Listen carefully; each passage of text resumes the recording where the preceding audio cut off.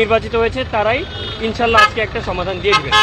আমরা সবচেয়ে ভালো আউটকামটার জন্য আশা করছি, আর ইনশাল্লাহ হয়ে যাবে সব কিছু। Thank you very much. Thank you.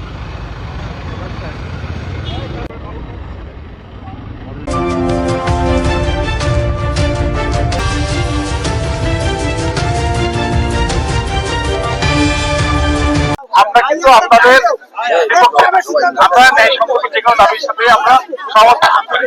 আপনারা একটা লেন অন্তত ছেড়ে দেন, আপনারা একটা লেন অন্তত ছেড়ে দেন, একটা লেন দিয়ে কিন্তু মানুষ আসা করতে পারে। একটা লেন আর একটা লেন অন্তত ছেড়ে দেন।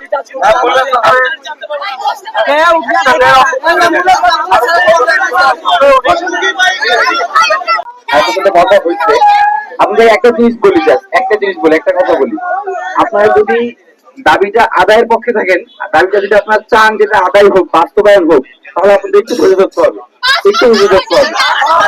এখন আমি বলছি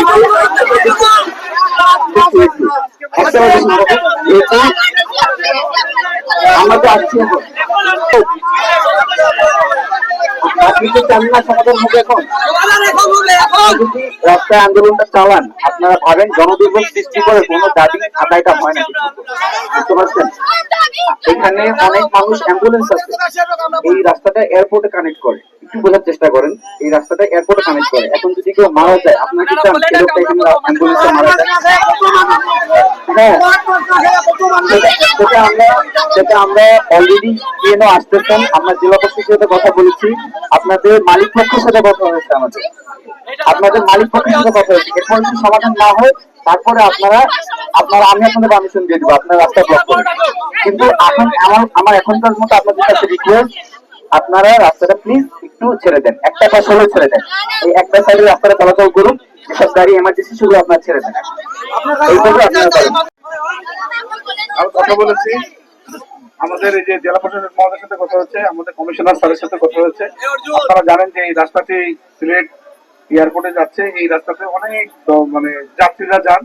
তো আপনারা যে কোনো ন্যায়সঙ্গত দাবির সাথে কিন্তু আমরা সহমত করবেন, আমরা কিন্তু ন্যায়সঙ্গত ন্যায্য দাবির সাথে আমাদের সহমত আছে, আমরা আপনাদের বিপক্ষে না। এখন আমরা সবকিছুই করবো, কিন্তু মানুষের কষ্ট যাতে না হয় এটিও আমরা খেয়াল রাখবো।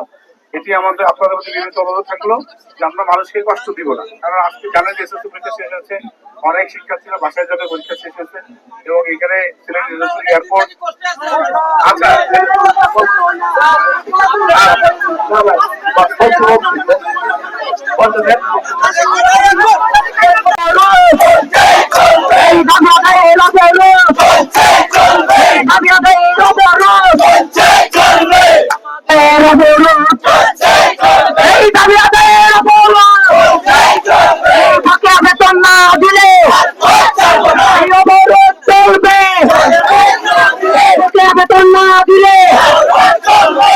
বেতন না দিলে ডিসির সাথে আলোচনা করেছি, কোনো সমাধান হয় নাই। আমরা ডিসি স্যারের কথায় আশ্বস্ত হতে চাই, ডিসি স্যার এখানে আসুন,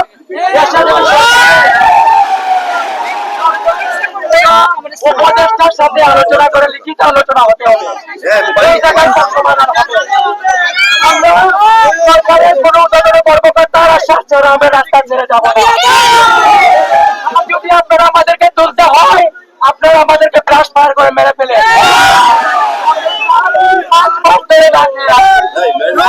যাওয়ার কোন জায়গা নাই রাজপথ ছাড়া। আপনারা বলছেন, আমি তা বলে নিয়ে একটু, আপনারা বলছেন জনদুর্ভোগের কথা, বলতে স্যার আমরা 1 ঘন্টা জনদুর্ভোগ তৈরি করছি, কিন্তু আমরা যে 5 মাস ধরে দুর্ভোগের শিকার হচ্ছি, এই দাম থেকে আপনাদের উপরে পড়ে না, প্রশাসনের উপরে পড়ে না। আমরা তার ছাড়বো না। আমরা তো প্রথমেই বলেছি যে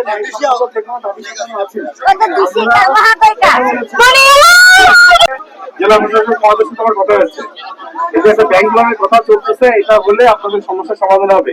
এবং সদরের টিওনও উনি আসতেছেন আপনাদের এখানে, উনি এই ঘোষণাটা দিবেন। দাঁড়ান, না সমাধান তো হতে হবে। তো না সেটা হবে, সময় লাগবে।